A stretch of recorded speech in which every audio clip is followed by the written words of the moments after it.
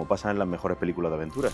Pero siempre tengo claro que lo importante es el mensaje, en un lugar realmente mágico, ¿no? Es bonito porque he sentido el calor. La divulgación tiene que colarse por algunos rincones y para eso hay que hacer un poco de esfuerzo. Pues voy a ser sincero, como si estuviera en el psicólogo.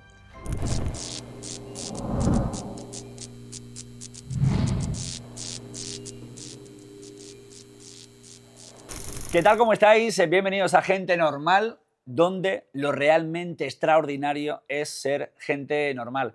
Si nos estás viendo por YouTube, suscríbete, dale a like, activa la campanita que lleguemos todavía a más gente. Gracias a Ilu Interiorismo y al complejo JC1, como decimos en cada capítulo. Y gracias a nuestro copresentador que tenemos hoy, Javier Moreno. ¿Qué tal? ¿Cómo estás? Muy bien. Bienvenido. Gracias. ¿Sueles dar la mano así, chocas o qué te gusta hacer a ti para saludar? No, sí, bien educado. Ahí está, educado de persona mayor, como digo yo ya directamente. Oye, Javier, cuéntanos qué invitado nos acompaña hoy. Pero se acompaña Ignacio Martín Lerma, ¿Y qué podemos decir sobre él? A ver si le gusta la presentación.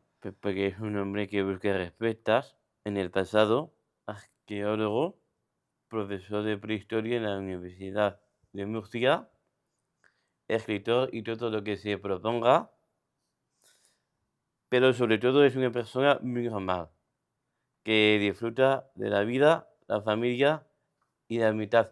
Y Ignacio, bienvenido. Muchísimas gracias a los dos. Qué placer estar aquí. Gente normal, a mí me gusta decir siempre eso, Javier al principio, Ignacio, que lo realmente extraordinario es ser gente normal, gente sencilla. Pues sí, no hay nada más bonito en una presentación que oír la frase de disfrutar de la vida, ¿no? Porque yo creo que vale mucho más que cualquier renglón en un currículum vitae. Lo que pasa es que tú tienes muchas más cosas que lo que sale aquí, porque hay muchas que no, Pero esa es la más importante. que ya no cabían. Pues Javi, vamos a ir preguntándole, ¿vale? Conocemos Vale. la historia de Ignacio, que creo que es muy interesante y lo vamos a pasar genial. ¿Dónde naciste y en dónde creciste? Pues buena pregunta. Es muy buena pregunta porque mucha gente se piensa que soy de Murcia o que soy de Almería, que es otro sitio donde he vivido, pero realmente no. Nací en Logroño, nací en La Rioja. Lo que pasa es que no he vivido nunca allí. La familia de mi madre es de allí y ellos viajaron cuando yo era muy pequeñito para acá, para el sur, y crecí en Almería y estudié en Murcia y luego hice la tesis en Madrid, o sea que soy un poquito de todos lados. Pero en este caso, la parte de Logroño, ¿hasta qué edad fue? O... Nunca he vivido realmente, Nada. pero voy muchísimo. ¿Pero el hospital fue allí o dónde fue? El hospital fue ¿O no? allí, fue allí, fue allí. O sea, y además vivo en Gran Vía 22, o sea, me refiero que esa, en todo el cogollo de La Rioja. De hecho, mi hermano sigue viviendo allí, pero es verdad que no he residido nunca allí, pero me siento un poquito riojano y me gusta decir que soy de Logroño. La gente compite por hacerse con la nacionalidad.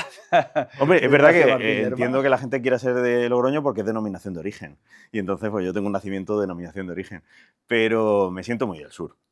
Es verdad que aquí he desarrollado mi vida profesional y personal y bueno, pues ya sabes que uno es de donde se cría, ¿no? Y yo me he criado en estas tierras.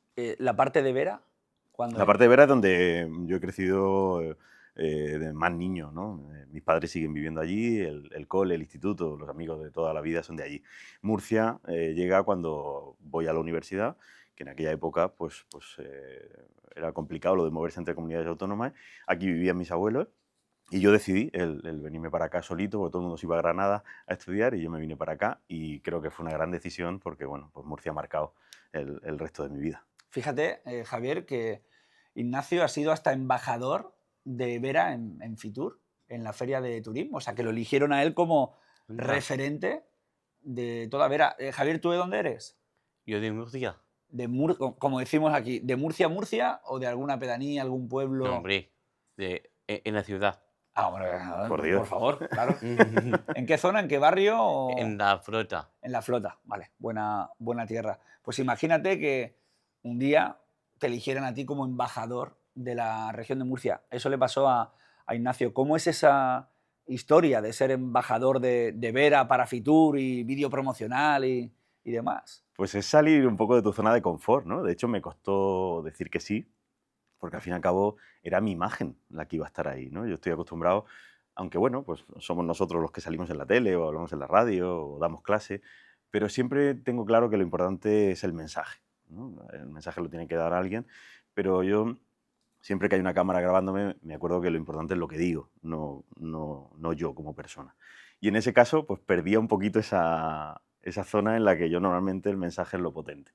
Pero luego me di cuenta que era muy bonito, porque al fin y al cabo es la tierra donde crecí, donde, como he dicho antes, están mis amigos de toda la vida. Y la verdad es que tampoco era consciente de lo grande que se iba a hacer aquello, ¿no? Porque me hablaron de un spot, me hablaron de Fitur, pero claro, todo eso impresiona cuando de pronto pasa el tiempo y te ves en, pues, yo qué sé, en los tranvías de Granada con tu cara impresionante allí puesta y cosas que yo nunca había pensado, o en el propio Fitur, ¿no? Pues en escenarios realmente increíbles.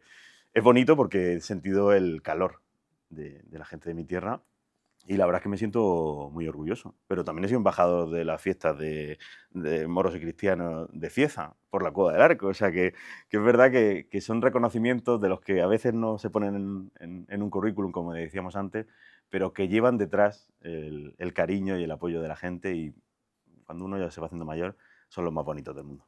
Escenarios distintos. Javi, tú también estás acostumbrado a los escenarios, creo. Sí, ¿Qué haces encima de un escenario? pues aparte de hacer teatro, también toco la castañuelas y recito poesía, hago ciclos de poesía como miradas en verso y metáforas en movimiento, que une mirada en verso, la pintura, la unión de la pintura con la poesía y metáfora en movimiento, pues de la compañía de Así Somos, la profesional de Asido. ¿Y qué es lo que te gusta, por ejemplo, del teatro o de la poesía? Sí, Es como estar viajando, ¿no? A otro mundo, como ser otro personaje, otra persona en un momento dado. hombre, yo dobro el personaje y lo bordo. Es que te lo bordo, pero también toco las castañuelas. No, hombre, claro. Yo tengo una prima que tiene una asociación de castañuelas, por cierto, a Castamur. O sea que un día Es verdad, te la tengo que me presentar sueña, me sueña. porque está bastante guay. Oye, luego le preguntaremos también si hay algún papel ahí por ahí para nosotros en alguna producción visual de las de Ignacio. Vamos con la siguiente, Javier. ¿Qué soñabas de pequeño? Pues yo creo que sigo soñando las mismas cosas de pequeño que de mayor, porque al fin y al cabo yo creo que tenemos que ser fieles a nuestros principios o a la educación que hemos tenido, ¿no? Ese niño que tenía 5 o 6 años soñaba con ser arqueólogo y la verdad es que es muy bonito haberlo conseguido, porque no solo he conseguido hacer una profesión, sino cumplir un sueño, ¿no? Cumplir algo que no sé si hubiera sido igual de feliz en otros trabajos, ¿no? La arqueología, el descubrir prehistoria sobre todo, pues es algo que iba en mis venas, no sé por qué. Bueno, tengo un bisabuelo que era arqueólogo, pero nadie más en mi familia sabía del tema, por lo cual es algo casi mágico, ¿no? Y es muy bonito porque veo además un momento, sobre todo en los chavales más jóvenes, donde hay muchas dudas sobre el futuro, donde no se sabe bien cuál es el camino a elegir, qué queremos tener como meta. Y yo lo tuve siempre tan claro que es pues, muy importante, ¿no? El haberlo conseguido. Hay muchísimo esfuerzo de por medio. De hecho, yo miro para atrás ahora que uno ya va teniendo edad y he dejado muchas cosas en el camino y soy consciente. Pero bueno, es verdad que he llenado la mochila de vivencias espectaculares que me han llevado a cumplir ese sueño de ese niño chiquitillo que miraba siempre al suelo, que su madre le decía que te vas a caer, porque yo lo único que quería era descubrir piedras por la tierra. El otro día se me cayó una lágrima de emoción, porque Mm. bueno, yo presento un concurso de televisión también y siempre a los concursantes les pregunto, oye, ¿qué hacéis? ¿A qué os dedicáis? Y vinieron dos chicas y una de las chicas me dijo, estudio historia. Y casi me pareció estar viendo ahí un fósil, ¿no? Algo ya difícil de asimilar. Le pregunté en este caso por ti, me dijo que era Ah, alumna mira, tuya qué casualidad. y no sé si te encontraste en tu momento barreras por decir, arqueólogo, nene, estudia otra cosa que te pueda ganar la vida, Ujú. que era algo que se decía típicamente años atrás y ahora también. Es verdad que yo en eso he tenido la suerte de tener dos padres maravillosos que han apoyado las locuras de sus hijos, ¿no? Y eso Ahora que soy padre, lo valoro mucho más. Pero sí me encontré ciertas trabas que, bueno, no las considero zancadillas, pero sí, pues, puertas que se cierran y que te hacen dudar en una edad en la que no tienes claro, ¿no?, cuáles son los objetivos. Recuerdo cuando mi orientadora del instituto me dijo: "¿Cómo vas a hacer una carrera de letras? Si tú tienes muy buenas notas, lo que tienes que hacer es algo de ciencia". Y yo tenía claro que quería hacer historia y que quería hacer arqueología. Esas cosas, pues en aquel momento no las valoraba y ahora me doy cuenta de que era una persona que tenía, pues, las cosas claras y que estaba luchando por mis sueños de manera innata. Porque ahí no hablaba de mis sueños, simplemente quería ser yo, ¿no? Y la verdad es que me siento orgulloso al echar la vista atrás, que los arqueólogos lo hacemos mucho, porque me gusta ver cómo he ido peleando por ser esta persona que tiene delante y que sonríe cada día que le suena el despertador, ¿no? Oye, Javi, ¿y tú qué soñabas de pequeño? Bueno, de pequeño, pequeño, pues más bien me río hasta cierto punto. Soñaba con ser pues, lo que quería ser. Lo que quería ser, y aparte de teatro, que empecé, pero de pequeño, si no recuerdo mal, empecé a interpretar, eso sí. A interpretar desde que eras un crío, te gustaba ese mundo de la interpretación. Sí, Eres también, para que la gente lo entienda en casa y lo entendamos nosotros, eres una persona que se dedica a validar textos, ¿no? O sea, tú coges en un lectura texto fácil, en sí, lectura fácil y dices, esto está bien escrito o mal escrito, que lo entendamos todos. claro. ¿Y cómo es ese trabajo?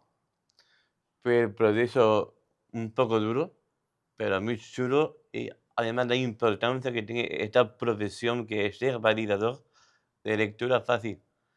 Es que es importante que todo el mundo lo entienda y que tenga un buen espacio y un buen entorno. Yo siempre me gusta decir, la mayor traba entre las personas a la hora de comunicarnos es hablar en el mismo canal, ¿no? Lo decía aquí en algún capítulo, ya no lo voy a repetir, pero que si a mí me pones a hablar con uno de una tribu de no sé dónde y no nos entendemos, yo me termino aislando y me termino quedando más arrinconado, ¿no? Porque no nos entendemos.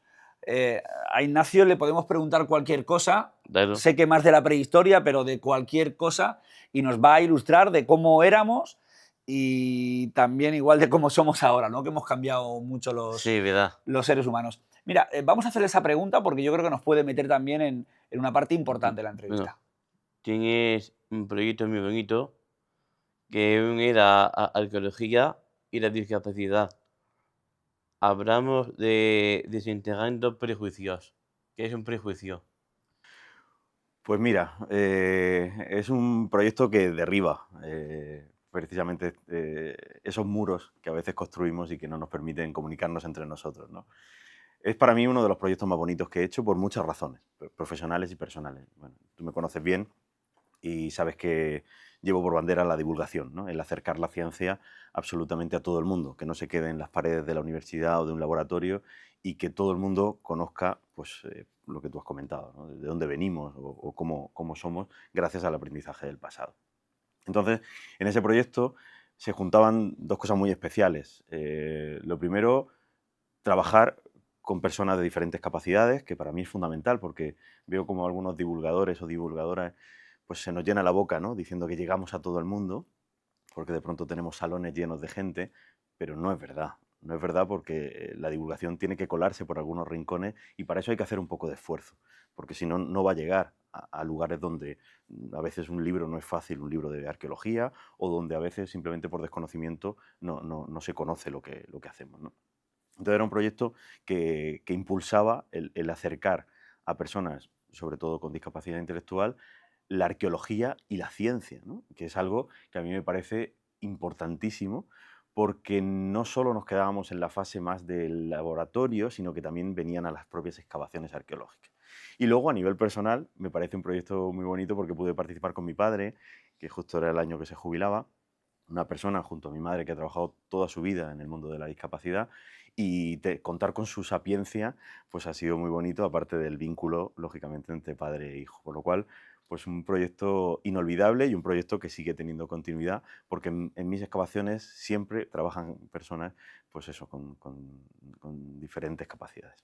¿Tú has estado, Javier, alguna vez en alguna cueva o en algún yacimiento arqueológico?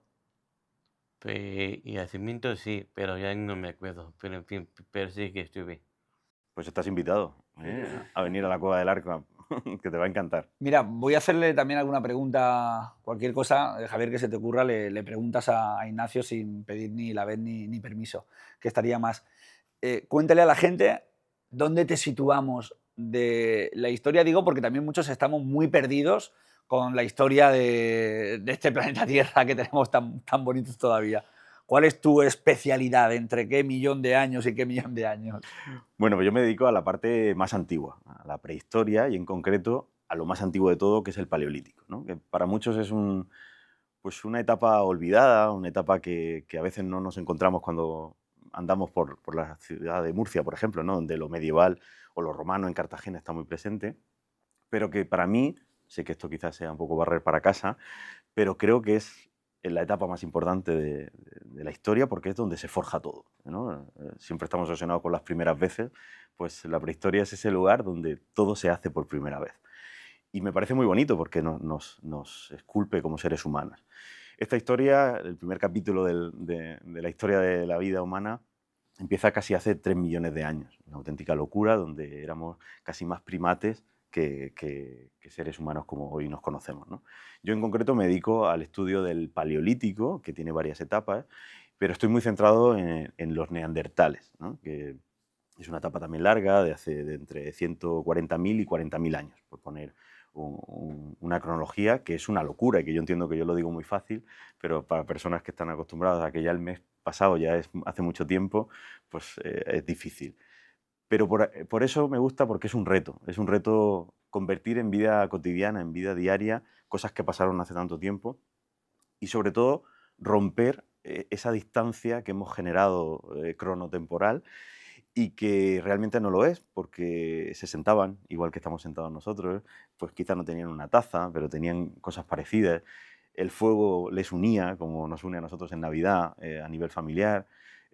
Hacían tecnología, como lo hacemos nosotros hoy en día. Pintaban, ¿no? Que parece que eso es algo que solo hacemos ahora los modernos. Y creo que es una etapa muy rica y que a mí me ayuda mucho a entender el ir con ese chip en mi vida diaria, en mi vida presente, me ayuda mucho a entender las relaciones humanas, el cómo evolucionamos, o como tú bien dices, cómo involucionamos a veces, porque a veces pues, se van quedando las cosas un poco más atrás de lo que deberíamos. ¿Tú entiendes un poco más a la sociedad de hoy por haber conocido a la sociedad del ayer? No sé si la entiendo un poco más, porque tampoco soy yo quien para entenderla más que otra persona, pero sí creo que me da un punto de vista muy interesante, porque tengo en mi cabeza diaria sociedades donde la tecnología no nos ha ganado la batalla, hablo de la tecnología miro al móvil, que nos roba y que nos chupa la vida y los días, y donde las relaciones sociales, donde las redes sociales eran reales. La red social era, te estoy mirando a los ojos y te dejo a mi hijo, cosa que ahora no nos fiamos casi ni de nuestro propio familiar que vive en la puerta de al lado, ¿no? Porque había unos vínculos que no existen, ¿no? Eso todavía lo podemos ver en sociedades actuales primitivas, que a mí es un término que no me gusta nada porque lo primitivo no quiere decir que sean antiguas, sino que al revés, siguen conservando sus tradiciones. O sea, yo sé que existe la tortilla desestructurada, pero yo la tortilla que hago en casa es la que hacía mi abuela. Eso es cultura y eso es mantener una tradición. Pues eso lo podemos ver en lugares todavía del mundo, ¿no? Por eso yo viajo también muchas veces al otro lado del charco, porque en esas sociedades indígenas a veces veo a esa gente físicamente desnuda, no me refiero a la ropa, sino a esos tapujos que nos genera la sociedad actual. Y tener ese punto de vista me parece muy bonito y a veces me gustaría regalárselo a algunas personas que no lo ven y se creen que la vida es lo que nos encontramos cuando salimos de este plato. Javier, yo no sé si tuviste alguna peli en su día de esas de... A mí es que me marcaron mucho por mi edad, de Indiana Jones, que iba buscando tesoros y cosas por ahí perdidas. Sí, yo había una que sale su ahijada y la verdad que miedo ni que la película. Nosotros, bueno, de críos alucinábamos. Y digo esto porque Ignacio decía hace años, dice, yo no tengo nada que ver con Indiana Jones. Lo que pasa que ahora ya tiene que ver un poquito más porque estuvo en México hace no mucho y ya se metió ahí en líos un poquito más selváticos, ¿no? Más selváticos, ¿no?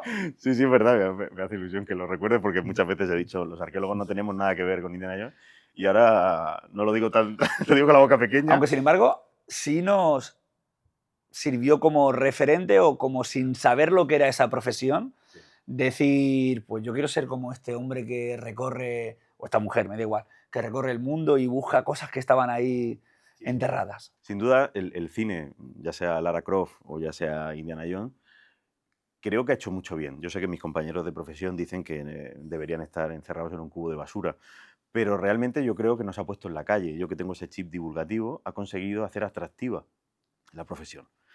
Y creo, esto es como en el aikido, ¿no? Que tienes que utilizar la fuerza del otro para derribarlo. Creo que es interesante acercarte a la figura de Indiana Jones de manera divulgativa porque, te lo digan o no, todo el mundo tiene Indiana Jones en la cabeza.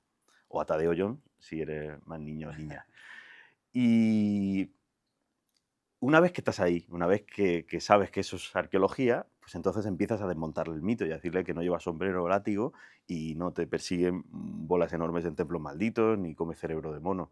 Simplemente haces otras cosas, ¿no? Que no tienen nada que ver con Indiana Jones, ¿no? El otro día leía que Indiana Jones era el arqueólogo que más templos había destruido en el mundo. O sea, va justo en contra de lo que hacemos en nuestra profesión. Pero creo que tiene ese factor importante de haber calado en la sociedad y de haber regalado la palabra arqueología a aventura, a algo apasionante y sobre todo algo entretenido, ¿no? Que es algo que Steven Spielberg en sus películas pues nos brindó, sobre todo a una generación que tú y yo conocemos bien. Yo imagino que ahora Ignacio tendrá otra serie de enemigos como la burocracia, la financiación... Que no son los nazis, no. ni salgo huyendo en Sidecar. Pero bueno, es verdad que ahora, yo digo que la edad te va colocando o te va ordenando un poco.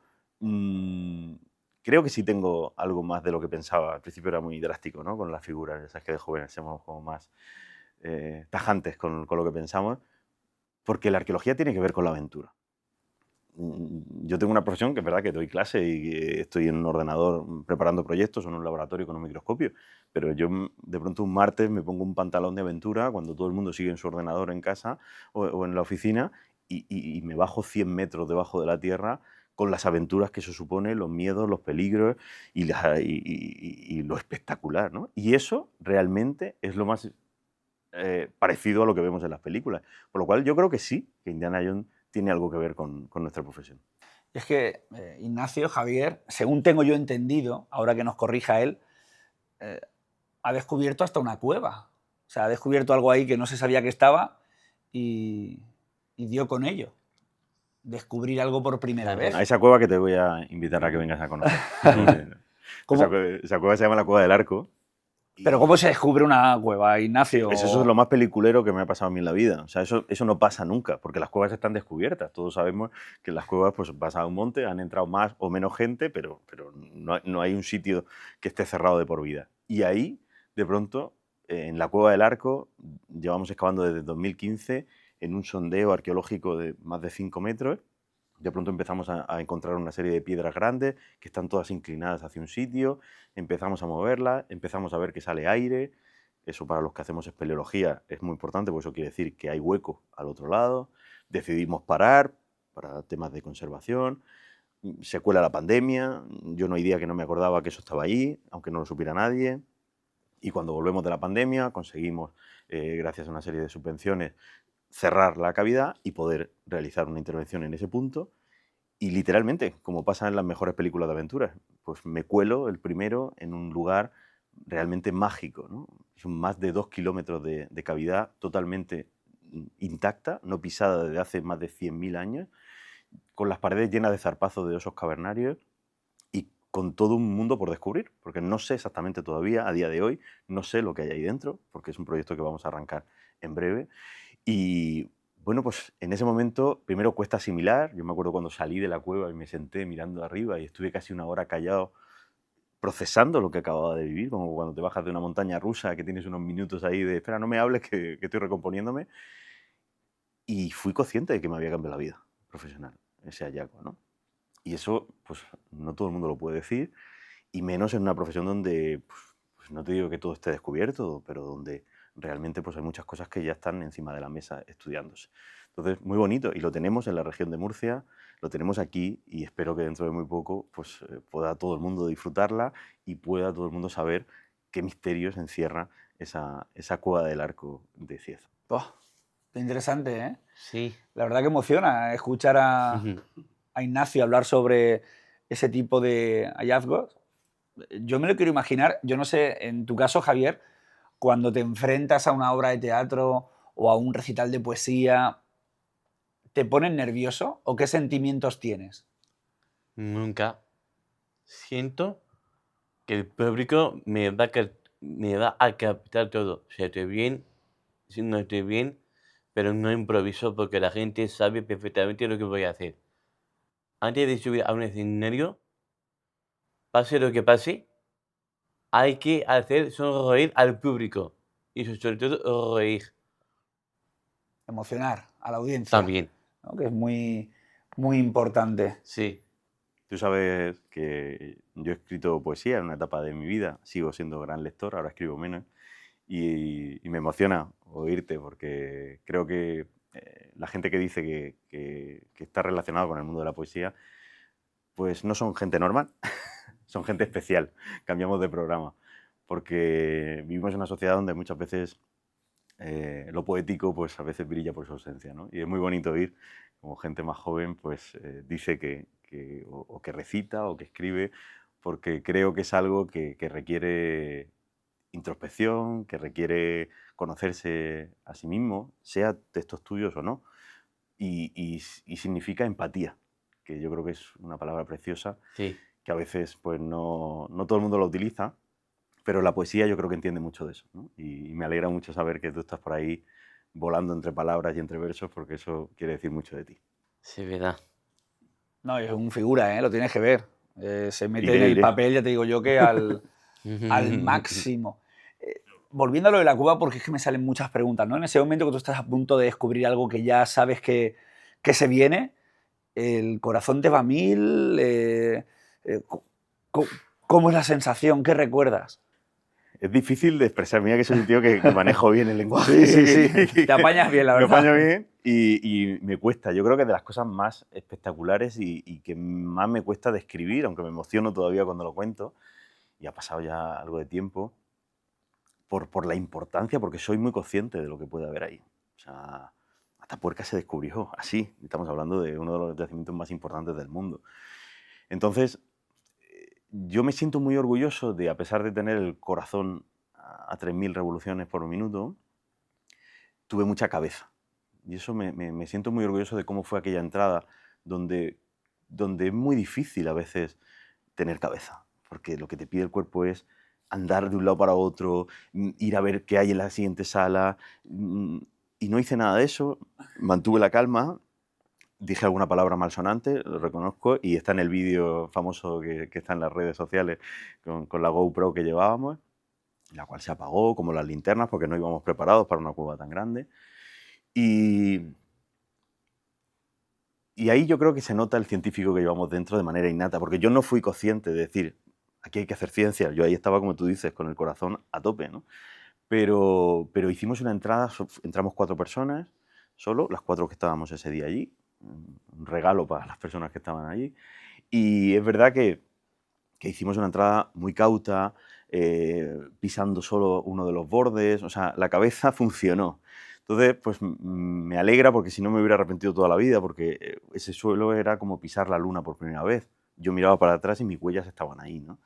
Y me alegro mucho de que ese científico innato que tenemos en la cabeza ganara un poco la batalla a Ignacio, ¿no? A la persona que tenía el corazón en la boca, y hiciera un buen trabajo, porque era un día fundamental donde se podía haber hecho mucho daño a la cueva, y lo reconozco de una manera feliz e inconsciente, y la cueva sigue estando totalmente intacta. Estoy muy contento con eso. Ignacio, ¿y qué puede haber ahí? ¿O qué hallazgo o qué descubrimiento? ¿Por qué es especial esa cueva del Arco? Pues mira, es muy especial porque no es una cavidad que esté en mitad de la naturaleza, en un monte, sino que está dentro de un yacimiento arqueológico que ya tiene una secuencia de más de 50.000 años, y donde sabemos que mínimo los neandertales vivieron por ahí. Por lo cual es una cueva que, aunque sabemos que estuvo cerrada en algún momento donde los sapiens, los humanos modernos, estaban viviendo en la cueva y no la vieron, porque ya estaba cerrada, quizá todo lo como estuvo abierta pues hace mucho tiempo, quizá entraron personas mucho más antiguas de lo que incluso nosotros esperábamos encontrar en la cueva, ¿no? Eso a nivel arqueológico. A nivel paleontológico, los osos estoy convencido que están ahí, porque las paredes están llenas de zarpazos. A nivel geológico es espectacular. Hay minerales que no se conocían en la naturaleza porque no se habían dado esas condiciones. Hay en las cuevas, seguro que conoces, hay unas estalactitas muy finitas que están casi siempre rotas en casi todas las cavidades, porque algo, o ya sea el viento, otros animales o los seres humanos, las rompen. Allí, como no ha habido nada que los rompan, yo creo que van a ser de las más grandes del mundo.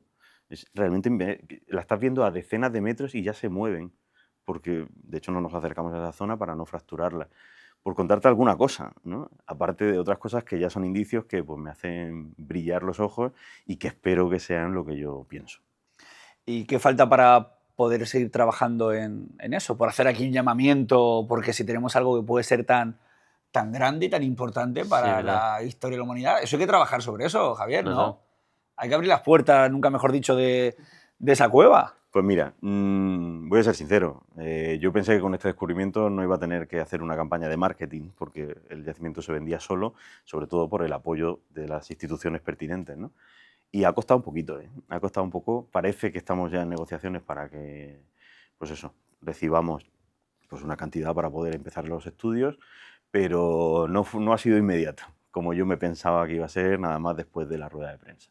En eso, pues creo que todavía nos falta un poquito, ¿no? El valorar el patrimonio por encima de otras cosas y saber la importancia que eso puede dar en otros sectores. Ahí está Burgos y ahí está Tapuerca, ¿no? Ha cambiado, le ha dado un vuelco a la ciudad a nivel de turismo y lo ha hecho el paleolítico, no la arqueología, el paleolítico. Entonces yo creo que aquí a veces nos falta un poco esa visión, pero bueno, creo que estamos en recta de salida, a ver si dentro de poco tenemos buenas noticias y eso quiere decir que todo el mundo sabrá lo que hay ahí dentro. Ojalá que sí. Javier, yo tengo una percepción y es que somos todos iguales y somos todos diferentes. La verdad que sí. Porque lo normal es ser diferente. Lo normal es ser diferente, ¿no? No nos parecemos y sí nos parecemos todos. Lo Ujú. digo porque estábamos todos en el mismo sitio hace tropecientos mil años, veníamos de la misma parte del mundo, salimos del mismo sitio, digo Sí, de un yo. sitio que a veces no nos gusta que salgamos, pero venimos de allí todos, que se llama África. O sea que la evolución humana hace exactamente un poco lo mismo, ¿no? Que está pasando por desgracia a veces en nuestro mundo actual. Yo en eso es verdad que considero pues, al género Homo como todos iguales, aunque luego yo estudié cráneos y veía que hay diferencias. Pero ¿qué más da que el neandertal tenga la nariz un poco más ancha o tenga menos mentón? Son personas y hacen cosas de personas, ¿no? Y yo creo que esa es una de esas visiones que la evolución humana me regala, ¿no? Que yo, por mucho que vea personas diferentes hoy en día, de diferentes colores, con diferentes condiciones, pues las veo todas iguales porque veo género Homo, porque veo evolución. Y al revés, a mí me hace más novedad. Yo soy de los que he pagado para saber cuánto de neandertal soy con mi genética y tengo solo un 2%, lo cual me da mucha rabia porque yo quería tener un 4 y solo tengo un 2. O sea, al revés. Yo creo que la gente normal también es gente muy especial y a veces pues, le ponemos ahí una tapadera cuando realmente ha pasado con el neandertal. El neandertal lo hemos machacado diciendo que no era como nosotros, diciendo que era un ser peyorativo, lo hemos utilizado como pues, adjetivo malsonante, como palabrota, como insulto, y la ciencia nos ha demostrado que es justo lo contrario, que es el origen de las cosas que hacemos hoy en día. Pues esto pasa, si hacemos la reflexión actual, yo creo que pasa mucho, de pronto porque vemos una nariz más ancha que otra, ya decimos que son diferentes, cuando realmente somos todos iguales. Javier, ¿tú has notado o notas que algunas personas te pueden mirar de otra forma o que les molesta algo de ti? Pues más bien con la mirada se puede notar. Fíjate, y te voy a contar una cosa muy curiosa que me pasó a mí en la televisión, que cuando me empecé a dejar el pelo largo y empecé a dejarme coleta, había gente que me paraba por la calle y me decía, ¿pero te van a dejar salir en televisión con coleta? Y yo decía, ¿Qué tiene que ver eso? Pues ¿qué tendrá que ver? Pues eso digo yo. Uno lleva el pelo Hombre. corto, otro el pelo largo, otro así todavía para arriba porque tiene buen pelazo como Ignacio.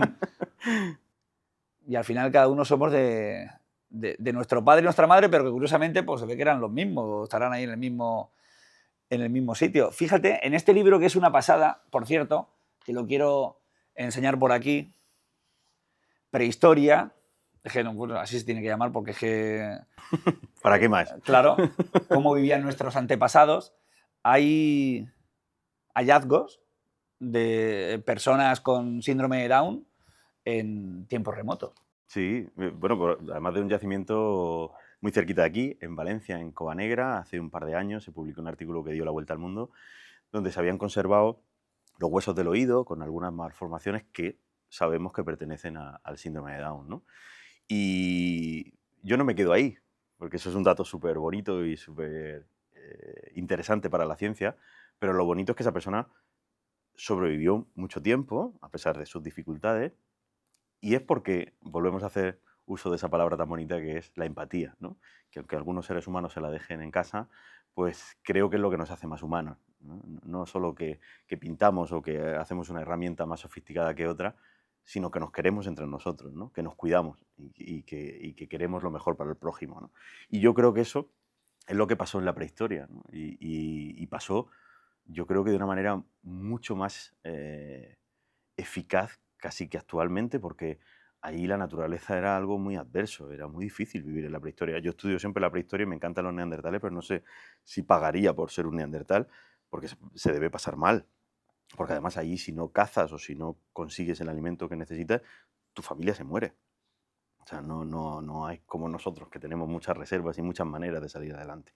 Entonces, yo creo que estos ejemplos de malformaciones o de cojeras o cegueras que las estamos detectando en los restos antropológicos nos permiten saber que éramos buena gente. Y eso es lo que nos define como seres humanos. Javier, yo no sé si en tu día a día algo que te motiva, ¿no? A seguir. Yo, por ejemplo, digo, la vida es una, se nos va a acabar, no sé lo que hay después, me gustaría que hubiera una vida infinita, pero no lo sé, ¿no? Y a veces tenemos miedo a la muerte. Ya la verdad, sí. Claro, otra gente no tiene miedo a la muerte y vive solo Lo ve tan cercano. claro, el presente. ¿Tú cómo vives tu día a día? ¿Qué te gusta de tu día a día? ¿Cómo consigues ser feliz? Esos recursos, ¿no? Que te hacen a ti. Mira, yo consigo ser lo máximo sonrientemente risueño que puedo, pero también me motiva lo que nos motiva a todos, que es pues salir a la calle, tomar algo. Y a mí sobre todo, ya que estamos hablando con personas con síndrome de Down, Ujú. pues una de esas personas soy yo y el resto de los demás. Y creo que esa gente hay que saborearla y también hay que aprender del resto de los demás. Hay que aprender de todos. Mira, ahí has comentado lo del tema de la muerte y yo creo que es muy interesante relacionarlo con lo cultural, ¿no? Y de cómo nosotros vemos la vida a través de nuestra cultura, que es lo que estudiamos en arqueología. Yo vengo de vivir un año en México y una de las lecciones más importantes que me traigo de ahí es lo bonito que se ve la muerte. O sea, la muerte es festividad, la muerte es celebrar todo lo vivido con el difunto. No tiene nada que ver con el luto, con el llorar, no tiene nada que ver con el no hablar con qué mal lo hacemos.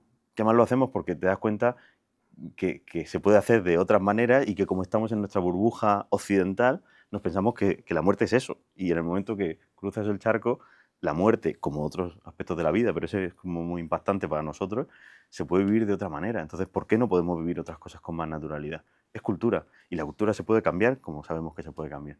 Pasa que hay que querer. Y eso a veces es más difícil.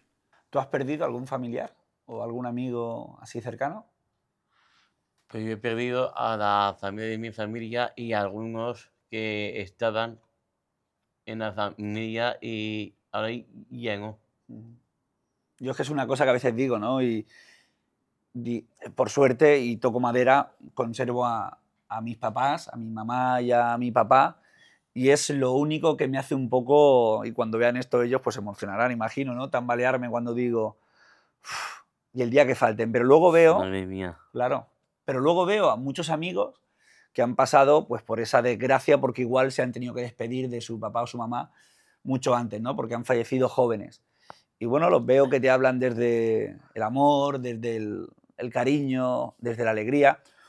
O voy más allá, personas que han perdido a un hijo, que eso es ir en contra de la naturaleza, es contra natura. Hola. Hay figuras como, por ejemplo, mira, Cañizares, que fue portero de fútbol, Luis Enrique, jugador de Sí. fútbol, han perdido a niños o niñas realmente pequeños y hablan con un amor de sus hijos, los tienen más presentes que otras personas que pueden disfrutar de sus hijos y no los tienen presentes. Y creo que ahí está ese saber jugar Pues con la fíjate. vida, con la muerte, con la sensación, y nos dan una auténtica lección, Una ¿no? lección. Yo creo que eso es lo más importante, lo hablamos antes con la poesía, ¿no? La introspección y el conocerse y el saberse sacar partido, pero no solo de una manera banal, sino emocional, ¿no? Y a la gente le cuesta mucho las emociones. Yo veo a veces poca pasión, ¿no? A mí me lo dice mucho, se te ve pasión cuando hablas, te brillan los ojos. No me considero especial, y lo digo de corazón y mirándote a los ojos. O sea, creo que donde a veces falta pasión es en otros sitios, ¿no? Que veo a profesores sin pasión, veo a veces a gente por la calle sin pasión, y todos tenemos nuestros problemas, y a veces los que no decimos nada tenemos más problemas incluso que los que lo cuentan. Pero ahí hay una cuestión, y subrayo sus palabras, que es pues, llevar la sonrisa por bandera, ¿no? Y aunque tengamos Sí, nuestro día a día y nuestras dificultades y nuestras puertas abiertas y cerradas, pues hay que salir a que la gente sonría, como decía él, sea el público o sea la gente de la calle. y que al final nunca sabemos lo que va a pasar mañana. Y nos estamos preocupando por cosas que igual nunca llegan. Y, Es verdad, nos preocupamos demasiado por los demás. y al final tenemos que preocuparnos por estar presentes ahora en esta conversación tan chula que tenemos a Sí, Ignacio y tenemos a Javier y estoy yo y podemos entre los tres aquí sacar un montón de temas. Por cierto, bueno, Ignacio es que hace 30.000 millones de cosas, sí, es una persona muy sí, también creativa. hace cortos documentales, poesía. ¿Qué te gusta más? Uf, difícil. Tengo momentos de la vida. O sea, tengo momentos en los que me gusta más la poesía y entonces escribo, leo más. Tengo momentos más cinematográficos donde veo más cine o incluso lo realizo. O el tema de los documentales, que siempre me apasiona porque uno, ciencia y séptimo arte. Entonces, lo que sí está claro es que son siempre mis mismas pasiones, ¿no? Están siempre en el mismo bombo. Y hay algo que ahora se utiliza mucho, sobre todo en la redacción de proyectos científicos, que es la frontera del conocimiento, que es algo que a mí me encanta, porque me da mucha rabia encasillar a las personas, o a los proyectos, o a la gente, y me gusta que cada vez se sepa menos dónde empieza la poesía y dónde empieza el cine y la arqueología. O sea, yo cuando doy una conferencia creo que le doy un toque a veces diferente a un arqueólogo normal, y creo que se lo debo a la poesía, porque estoy muy acostumbrado a salir a recitar mis poemas en una etapa más joven, y eso se queda ahí, porque es tu manera de ser. O cuando hago un descubrimiento con la cueva del arco, hago un teaser y le meto cine a la ciencia, ¿no? Entonces, me gusta eso, me gusta que en mi mesilla haya libros de todo, porque creo que eso es lo más bonito, ¿no? El mestizaje cultural y el mestizaje intelectual, ¿no? Entonces, pues creo que me lo llevaría todo a una isla desierta, me llevaría un libro de poemas, me llevaría una película de terror, que es el género que me gusta, y me llevaría un libro científico. Yo creo que al final son las personas las que hacen que una cosa sea entretenida o no, divertida o no, o Sí, pasional o no. Puede haber un médico que sea súper aburrido y no defienda su profesión con la pasión que otros sí. O sea, que no hay sector ni parte de la vida que sea más o menos entretenido, no, sino cómo lo hacemos. Creo, no lo sé, pero creo, y como te gusta también la interpretación, que Ignacio ha estado nominado a los Goya.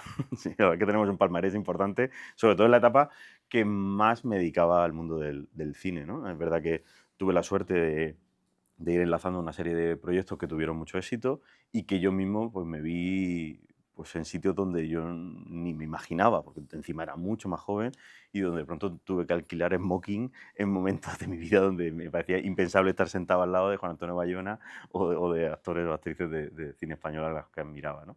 Esa esencia me gusta porque la he vivido. También viví el cine de dentro y veo que tiene muchas cosas que no me gustan. y es un mundo complicado, igual que suele pasar en el mundo del espectáculo. Pero he estado ahí, lo he saboreado y tengo la suerte de poder acercarme a ese mundo siempre que quiero, con algún proyecto, pero también no estar inmerso continuamente en él, por la sencilla razón de la pasión, ¿no? De no convertirlo en ser un mercenario o hacer mil y una batallas para sobrevivir, sino de pronto pues tengo un proyecto, pasan 5 años y hago uno y me vuelvo a esconder en mi caparazón a hacer guiones nuevos para otras.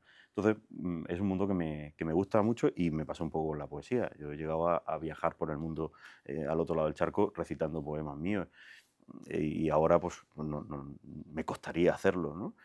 Y en cambio viajo por el mundo dando conferencias de arqueología. Entonces yo creo que, bueno, que es reciclarse y lo importante es no perder nunca la esencia, ¿no?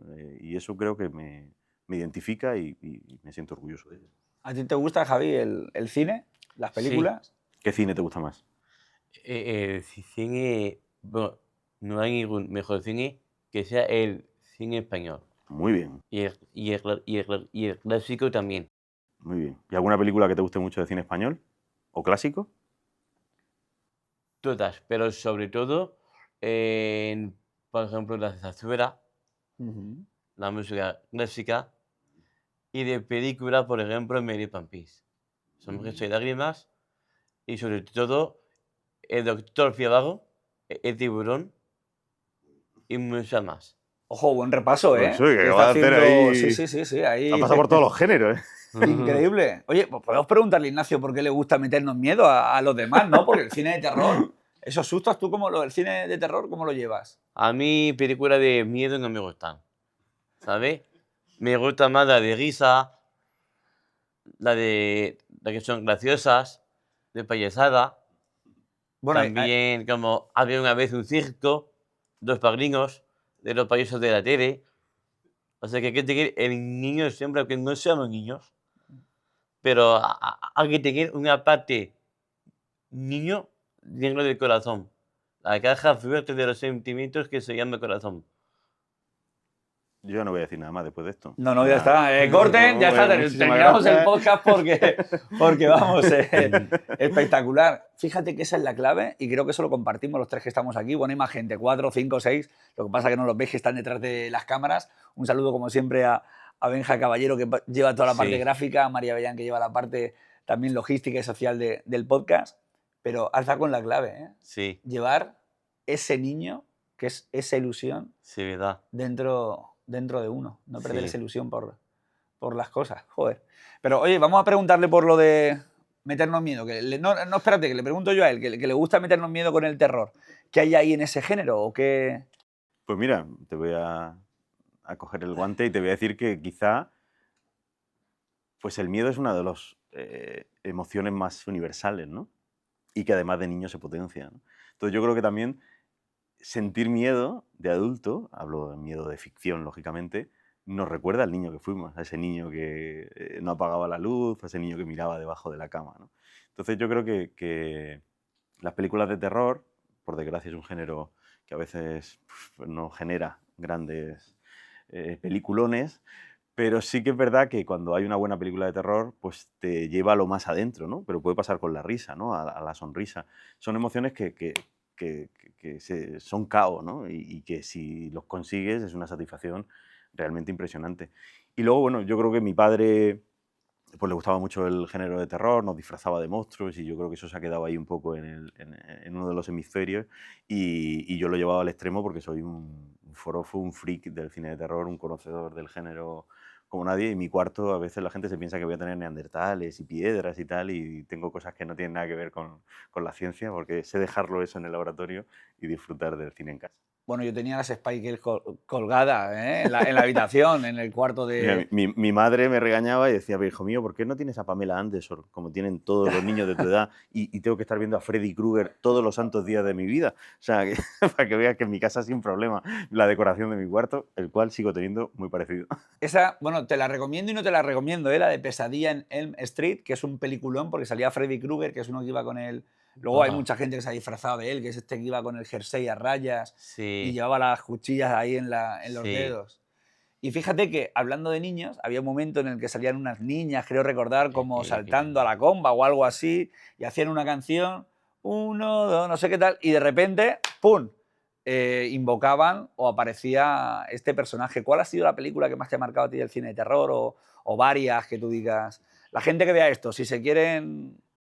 A ver, venga, voy a tirar por lo nacional, ya que estamos en el cine español. Venga, perfecto. Porque es verdad que me han marcado americanas, me han marcado muchas, japonesas. Hubo una etapa, ahora ya estoy un poco saturado, pero hubo una etapa muy buena de terror japonés cuando todavía no había llegado el boom que llegó años después. Pero mira, con el cine español me quedo quizá con... Me cuesta. Voy a hacer así una cosa rápida como ha hecho él y así no digo más. Venga. Tesis creo que marcó un antes y un después. Quizá el Día de la Bestia a mí me marcó más Tesis, porque de pronto nos enseñó una manera de hacer cine español a lo americano, pero con elementos de aquí. Me parece, aunque no sea género de terror claro, pero hay mucha tensión en esa película. Creo que Amenábar, ahora estamos en otra etapa más histórica, más cerca a mi profesión, pero en la etapa en la que hacía películas como Los Otros, pues me parece que es un maestro manejando los fotogramas y emulando muchas veces hasta el mismísimo Hitchcock. Y a nivel más, a donde vas tú, ¿no? Más hardcore, yo creo que hay una película que nos marcó a todos los que nos dedicamos al estudio del género de terror, que es REC. Una película que se hizo aquí, que se hizo en Barcelona, llamaba Valero y Paco Plaza, y que era un falso documental. Antes hablábamos de los falsos documentales, y me ha venido a la mente, y que me parece un antes y un después, porque nos pusimos en el podium del cine de terror a nivel mundial, con una peli de bajo presupuesto, con mucha ilusión y a veces no los medios que se esperaba, y que dura muy poquito y que tiene 15 minutos finales que a mí lo recuerdo en los cines, fui a verla varias veces, como una auténtica experiencia. Hacía mucho tiempo que yo no veía a la gente pegarse a la butaca de esa manera. Ahora estamos muy acostumbrados al salto fácil, a los Warren, al volumen, y esa película te iba metiendo hasta que llegaba un momento donde estabas dentro hasta las trancas. Creo que me quedaría con esa, pero vamos, si seguimos hablando 10 minutos más, te digo 7 más. Muchísimas. Oye, vamos a preguntarle por otra parte muy importante también de su Sí. vida. ¿Qué te gusta más de dar clase en la universidad?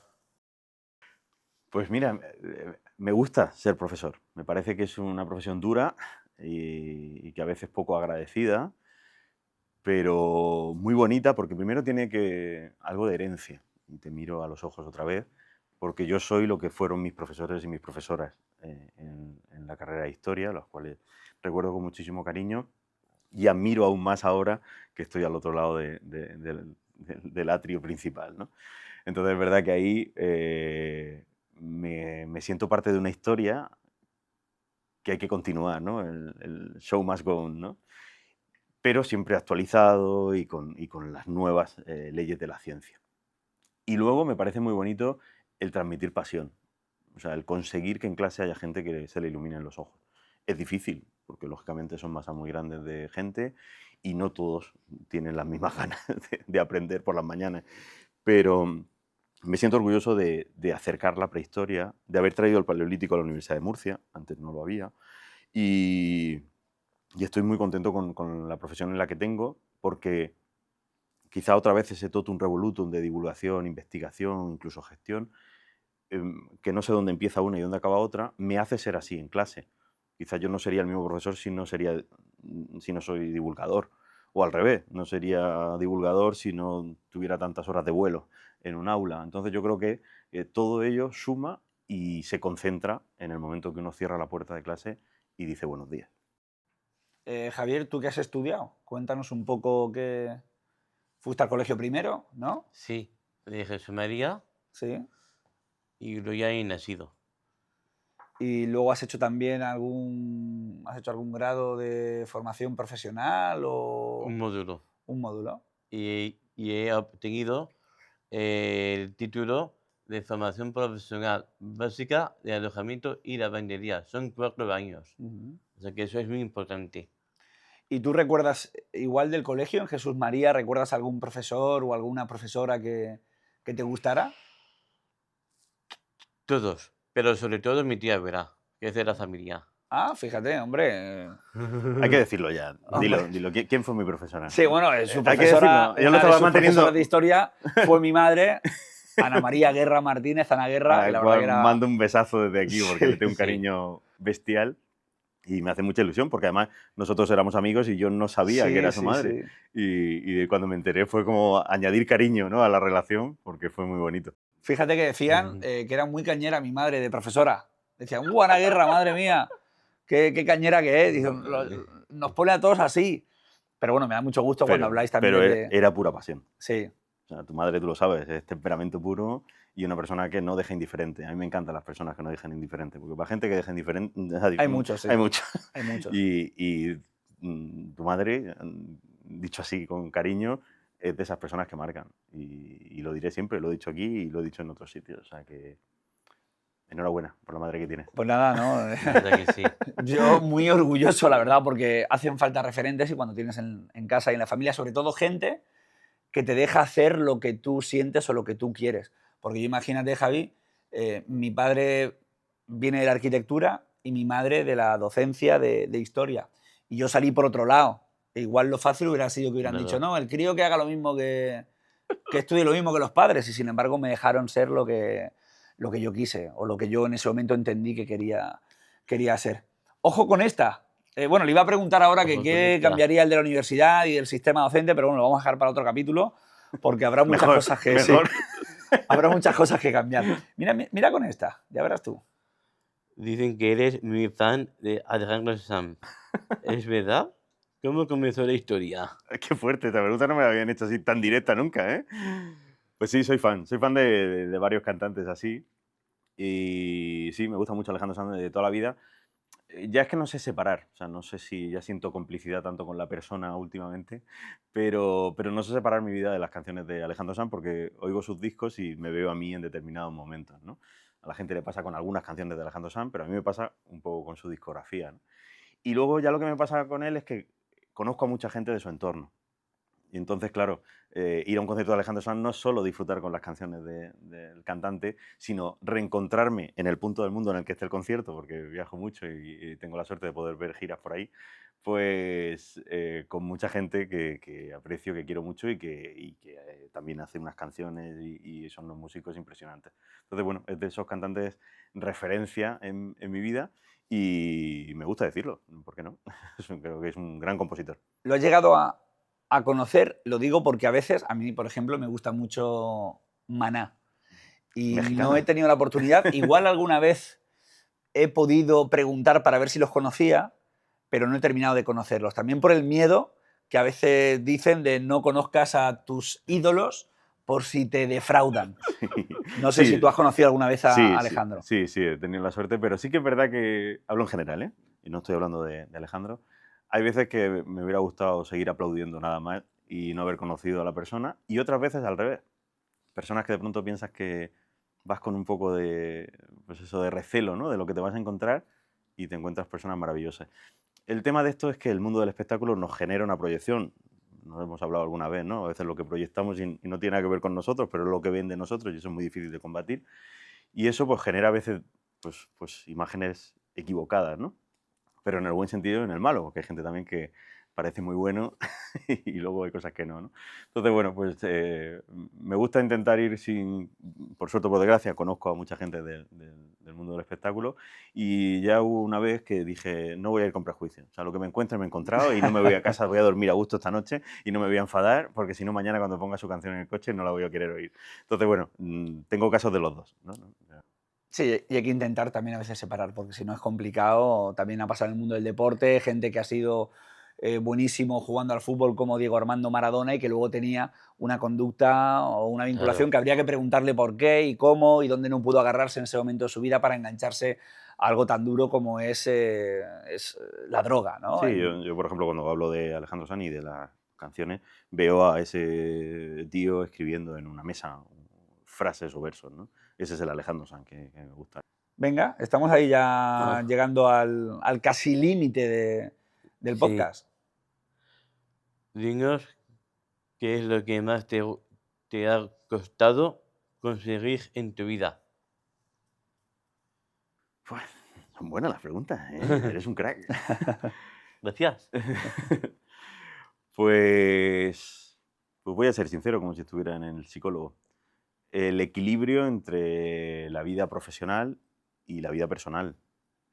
Creo que a todos nos pasa, pero cuando tienes una vida profesional tan apasionante, en el buen término de la palabra, y tan absorbente, a veces cuesta, ¿no? Y eso siempre es una lucha interna que tengo. Creo que está ganada con creces, pero la tengo. Y realmente el vuelco viene cuando de pronto hay una personita que se llama Alma y llega a mi vida, ¿no? Que es mi hija, y que me hace pues ya no tener esas dudas que a veces son complejas y complicadas, ¿no?